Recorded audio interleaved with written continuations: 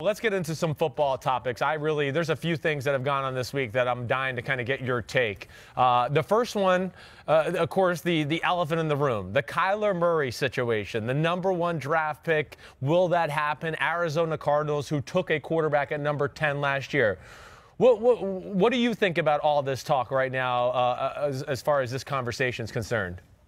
You know, I go back to Cliff Kingsbury's comments last year, and he feeling like Kyler Murray was sensational. And, boy, this is the guy, and if I had a chance to get him, I'd get him.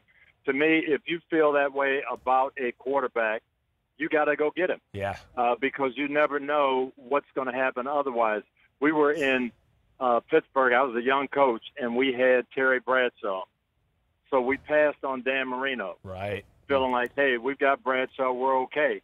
For 25 years until Ben Roethlisberger, the Steelers were looking for that franchise quarterback. And we had him right there, and we passed him. So if you really think Kyler Murray is legit and he's the guy and he's as good as you talked about him being, to me, you have to get him. Yeah, and then you figure out everything else after that. You figure out what to do with Josh Rosen. You know, exactly. Having two good quarterbacks, not necessarily a bad problem. Jimmy Johnson did it, and it made their franchise. He had Steve Walsh. They drafted Troy Aikman. They ended up trading Steve Walsh, getting some more picks that turned out to be good players. And when that franchise guy comes, you got to take him. Yeah, I'm all with you there, Coach. For me, I mean, yeah, you're exactly right. Your point about you can't pass up a guy if you truly deem him as a special. I would also just like to get I think he is special. I think he is that guy. I'm with you. I think the Arizona Cardinals should take him at #1 as far as that. Have you got a chance to study him or look at him? Or even if not, when you watch TV, what jumped out to you about Kyler Murray and his game?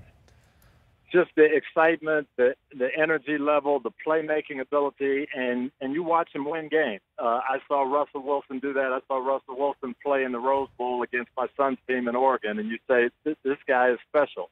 And some people just have that. Baker Mayfield, we saw that all last year in those games.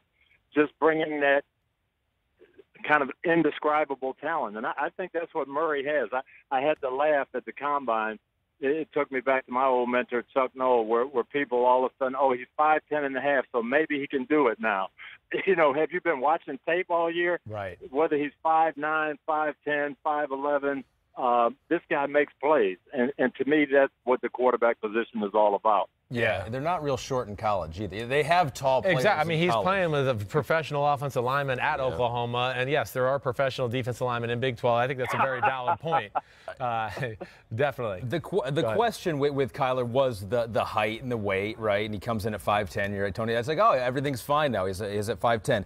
He's not the most outgoing guy in the world, and sometimes you think the prototypical quarterback leader, Baker Mayfield last year, has got a little bit of an edge, more of a leader type, a more prototypical leader. Okay, sure. In what we've seen from Kyler Murray, haven't necessarily seen that in some of the interviews that we've seen. Then you get reports out there, who knows how accurate they are from anonymous sources on how he did in these interviews.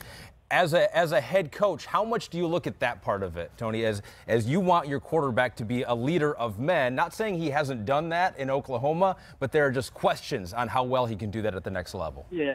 And to me, that's what the whole thing is all about in the Combine, especially for quarterbacks. If you're thinking about a guy, you're trying to be around him and see how he is, how he communicates with everybody. But that whole personality thing can be overblown. Marcus Mariota, as I said, my son Eric played with him. I was around Marcus for 3 years. Very quiet, but exceptional leader, and a guy who's his players are going to go to war for him. So that whole thing about being outgoing and all of that and what the public sees, that can be overblown. Hi, I'm Mike Tirico, and thanks for watching. Make sure to hit subscribe for the latest news and highlights from NBC Sports.